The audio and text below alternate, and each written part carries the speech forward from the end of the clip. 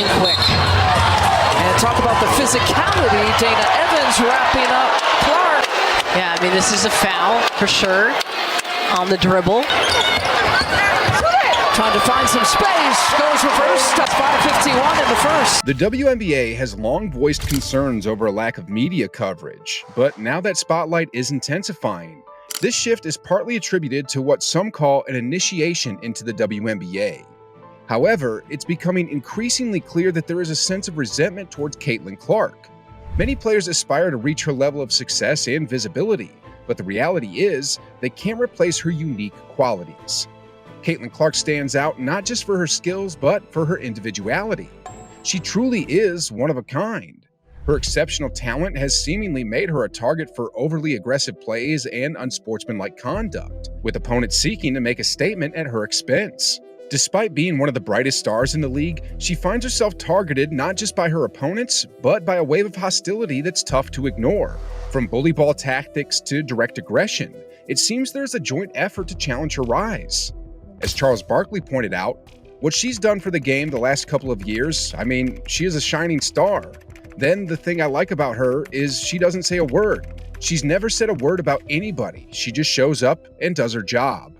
But Caitlin Clark has reached her limit with the challenges, and she is not playing it cool anymore. She has taken a stand, effectively silencing her WNBA bullies. In her latest games, Clark's response has been truly remarkable, transforming the negativity into fuel for her performance.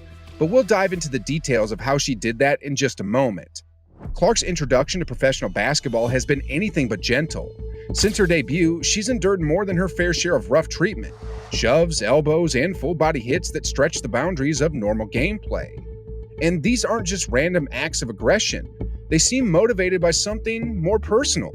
It might be envy driving these attacks. Since stepping into the spotlight, Clark has captured almost all of the media attention.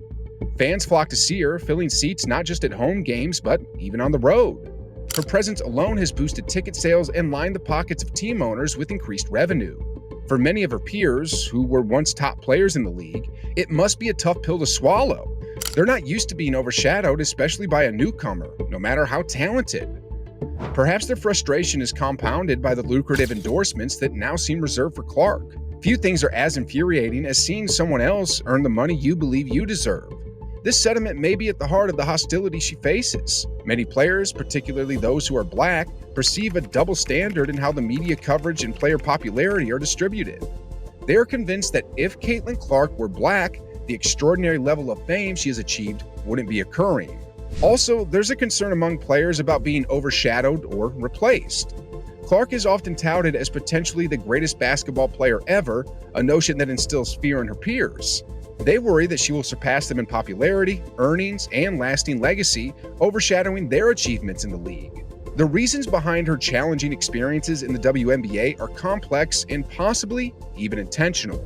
Now, in the first matchup between Clark's Fever and Angel Reese's Chicago Sky, tensions were high and a confrontation seemed inevitable.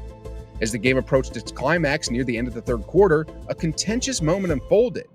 Kennedy Carter delivered an off-ball hip check on Clark, initially called a standard foul. The seriousness of the action led officials to later upgrade it to a flagrant 1. During this time, Angel Reese was seemingly celebrating the foul on Clark. Later, she claimed she was just showing support for a teammate. However, given the well-documented rivalry between her and Clark dating back to their college days, many doubted these claims. But despite the rough play, Clark remained composed. She made the resulting free throw, and the Fever narrowly clinched the game with a final score of 71-70. Clark ended the game with a solid line of 11 points, 8 rebounds, and 6 assists, while Reese grabbed 13 rebounds. Addressing the incident with Carter, Clark showed understanding and sportsmanship, praising Carter's performance throughout the season and even suggesting she was a top contender for 6th Player of the Year, highlighting the competitive spirit that defines professional basketball. However, Clark was growing wary of the consistent challenges from her WNBA counterparts. In their latest clash, she decided it was time to turn the tables on her WNBA bullies.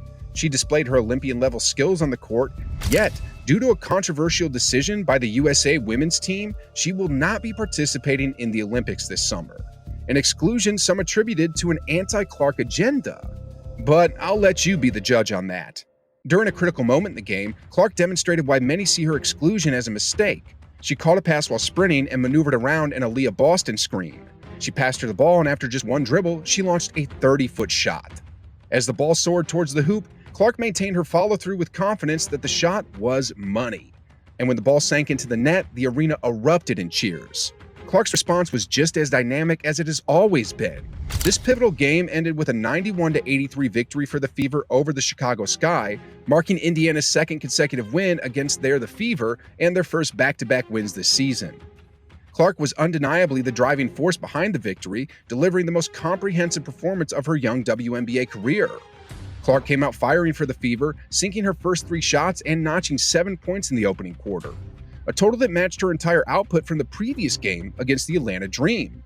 However, her mindset against the Chicago Sky was clear. She was determined to stand up for her adversaries.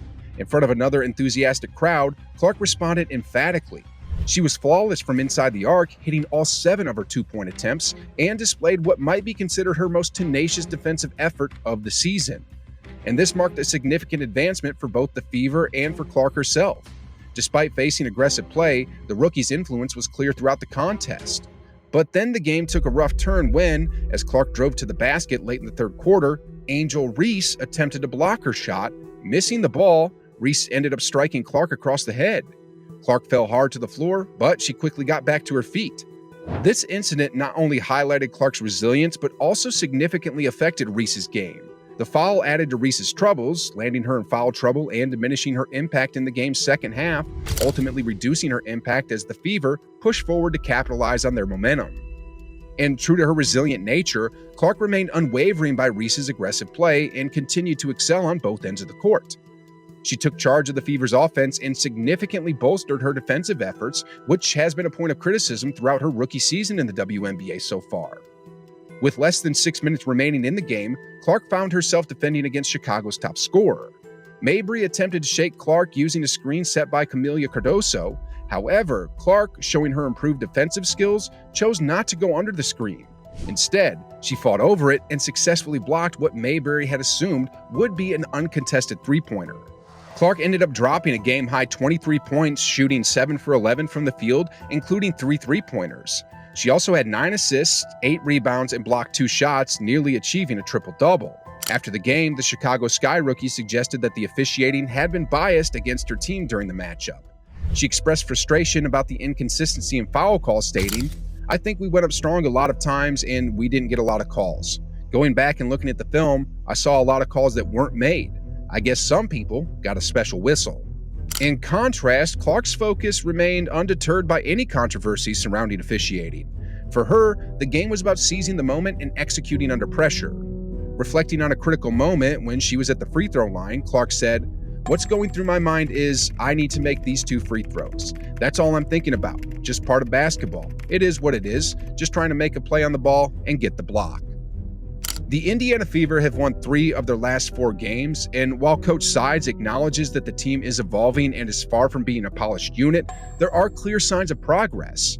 Importantly, Clark is playing a pivotal role in this development, demonstrating her ability to confront and overcome the challenges posed by her opponents, effectively silencing her critics game by game. Her tenacity on the court is undeniable. She embraces pressure rather than shying away from it and refuses to let anything diminish her ability on offense. Despite facing numerous challenges and underhanded tactics from opponents, she consistently chooses to rise above, maintaining her integrity and focus. Her approach is all about taking the high road, staying focused and poised no matter what comes her way. And as we've seen, Clark's ability to shut down her bullies and dominate in the league has been nothing short of inspiring. Her resilience and skill are transforming her into the player the WNBA has long feared, but now must embrace. And talking about fear, make sure to check out this next video to see more about how Caitlin Clark is changing the game and why she's exactly what the league feared.